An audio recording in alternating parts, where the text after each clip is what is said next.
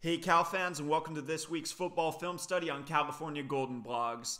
In today's video, we're talking about the Cal defense against the Colorado Buffaloes, and specifically, we're going to answer the question, how was a team that really wasn't that good at throwing the ball this season, how were they able to pile up their best game of the season through the air against our defense?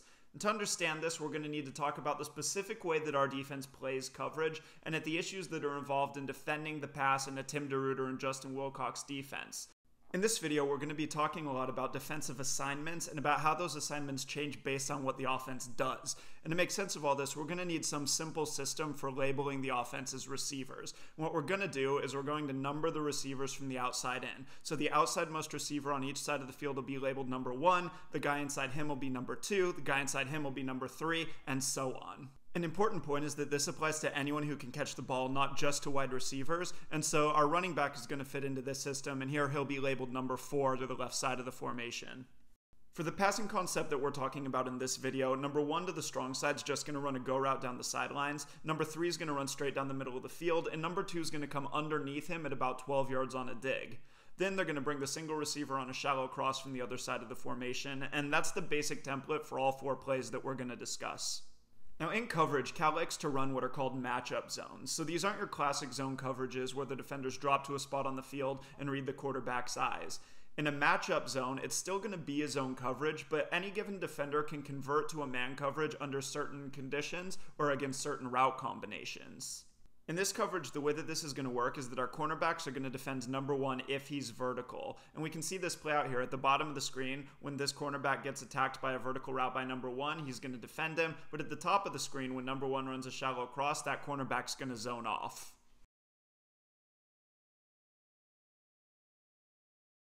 Now let's look at our coverage on number 2. If the cornerback's responsible for number 1 on anything vertical, then what that means is that the cornerback won't necessarily be in the flat if number 2 runs to the outside. And so this means that the defender who's lined up over number 2 has to lock onto him if he runs anything to the outside. An important feature of these matchup zones is that receivers can get renumbered after the snap if they cross with any of the other receivers. So before the snap, we saw that our running back was labeled as number 4 to the strong side of the formation, but on this play, he's going to run to the flat, and when he crosses paths with the original number 2 and number 3, he's going to become the new number 2. As we know, our nickelback is responsible for covering number 2 on anything to the outside, and so when he sees the threat from the running back, he's going to break off of the guy that he's originally lined up over and take that pass in the flat.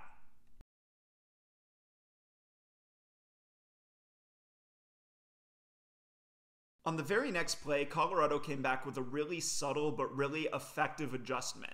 On the last play, we saw that before the snap, they lined up with their running back as the number 4 receiver to the left side of the formation, and we saw that they used him to attack the flat, and this is what caused our nickelback to jump up and take away that outside route. On this play, however, that running back's lined up as number 2 to the right side of the formation, and that's the side that he's releasing to. And so what this means is that our nickelback isn't going to see any immediate outside threat coming at him, and so he's going to stick on the guy that he's lined up over.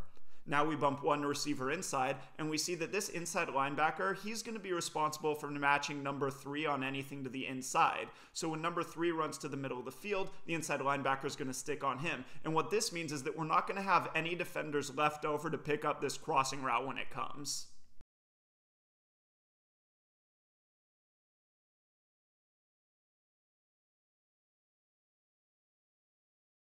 The thing that's tricky about defending this concept out of this coverage is that if you don't change your matchup rules, if you don't do something to change the numbers in coverage, then it doesn't matter what any one defender does. So if we look at this coverage, the reason that it works downfield, the reason that it stops big plays from happening, is because we have 3 defenders lined up over the number 2 and number 3 receivers. And because we have 3 defenders over those 2 guys, that's going to give us an inside-outside bracket on both receivers. That's what lets this coverage work downfield. Now if I took one of those 3 defenders and had them jump the crossing route, then that would take away one of my inside-outside brackets and make me vulnerable to big plays down the field, which is exactly what happens on this play when my strong safety jumps the crossing route and gives up his inside position on the number 2 receiver who catches the ball for a touchdown. Now, if your matchup zones just aren't working and you can't match up with the patterns that they're running, one adjustment is to just go with man coverage, and we can see that that's what's happening here. When this receiver at the bottom of the screen runs his crossing route, the cornerback is going to chase him, and we're also manned up with our safety on the number 3 receiver who's running his crossing route. The problem is that when you take away this cornerback on the outside and make him a man defender, that opens up the sidelines on the other side of the field, so when our safety gets beat in man coverage here, it's an easy touchdown. Alright, that's all I got for you this week. Be sure to check back in 2 weeks as I look at how our defense played against the Oregon State Beavers. And until then, go Bears!